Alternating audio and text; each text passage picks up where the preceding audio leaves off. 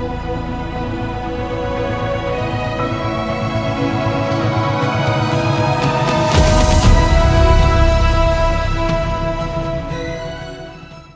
chosen ones, star seeds, indigos, crystal children, and powerful souls.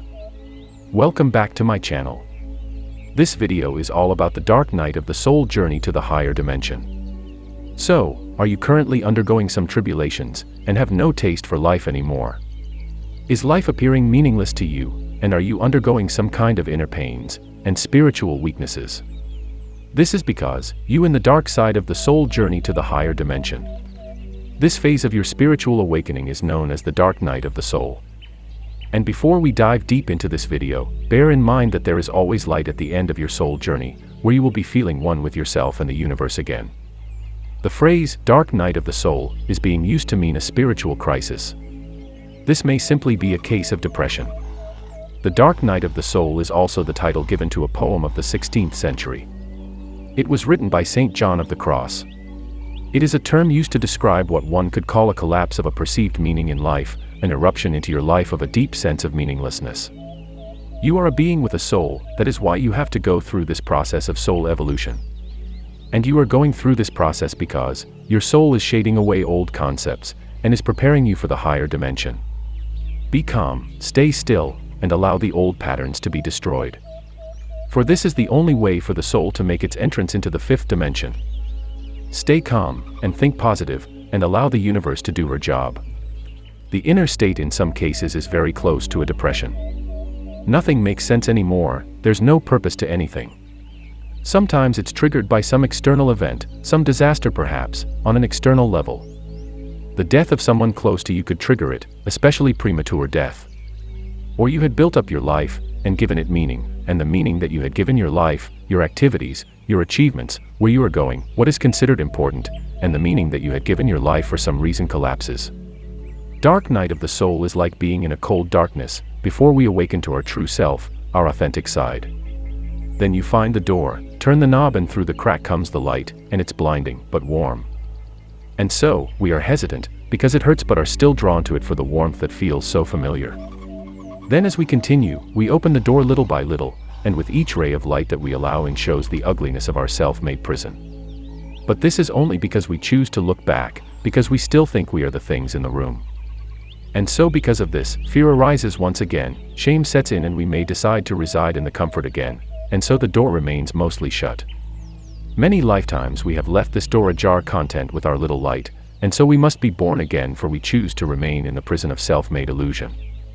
Then in this lifetime we set out to once again find a way out of our suffering, and so seek the door, except this time we find it sooner, and feel the overwhelming joy of familiarity again. And so we rush to open it, but once again are thrown back by its brilliance. This time though we made sure that we despise the darkness, and that nothing will subvert our conviction. And as our perseverance continues, the door is open ever so slightly. Until at some point through all of our efforts, where we no longer look back, choosing to abide in, and feel the warmth of the light. We open the door fully and let in all of the love and the perfection of the all that is. And we love it, and cannot understand how we stayed in that dark cold abyss for so long, but it doesn't matter, because it makes the love of our enlightened path that much richer. We see that it is our home that beckoned us, the light is our truth, and so as our comfort grows and with unwavering confidence in who we truly are, we look back at what was in the darkness, and we see it was empty, and we just laugh. In my own experience, the dark night of the soul ends when we embrace it, when we invite it in, so to speak. Or as the sages of old suggest, invite the monsters to your home for tea. Sit with them. Listen to what they are revealing. Receive the latent truth, release, and heal these guests you carry with them. For when we stop judging our experiences, or the seasons in our life, things begin to change. For we literally infect our experiences with our thoughts.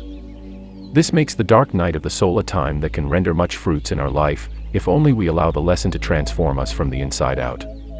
A wonderful teacher whose work deal with this period in life is Pema Chodron. Her incredible books by name, Start Where You Are, When Things Fall Apart, and The Places That Scare You are all amazing helps. The length and intensity of your dark night will depend on how much of the illusion, conditioned beliefs, that your false self, I mean the ego, identifies with. But you will recognize it when the curse is lifted. We must experience the dark to such an extent in order to know the light by its equivalent counterpart. We are then capable of transforming those negative thoughts and emotions to ones of the positive polarity. In addition, the phrase, dark night of the soul, is being used to mean a spiritual crisis. This may simply be a case of depression. There are many causes of depression, and there are narrow ways to know when you will feel better. To overcome depression, avoid being alone. Resist the temptation to sit and do nothing and dwell on your problems. Talk to someone who can help you see things in perspective. Seek situations that you enjoy, where there are happy people around. Listen to uplifting music, and sing whatever makes you happy. Sing hymns, recite affirmations. Pray and study your religion and read inspiring books. Find an exercise like bicycling, weightlifting, or walking, and exercise vigorously as often as you can. Associate with happy people, because joy and laughter are contagious. Inspiration, creative power, and energy flow into you when you attune yourself to God. Behind the dark clouds of temporary disillusionment awaits the silver lining of eternal fulfillment. God's nature is joy, and when the devotee, like the prodigal son, begins his journey home, he will experience more of God's bliss in his life. God never forsakes us. Silently he works in every way to help his children and to hasten their spiritual progress. Quote by Paramahansa Yogananda. Are you currently undergoing the dark night of the soul? My advice for you is to stay calm, embrace your situation, let it go and let things flow in the natural way. In fact, I advise you to allow the universe to take over your life. You are the universe as the universe is you. You are a God, the Creator. Know thyself. Peace, love, and life.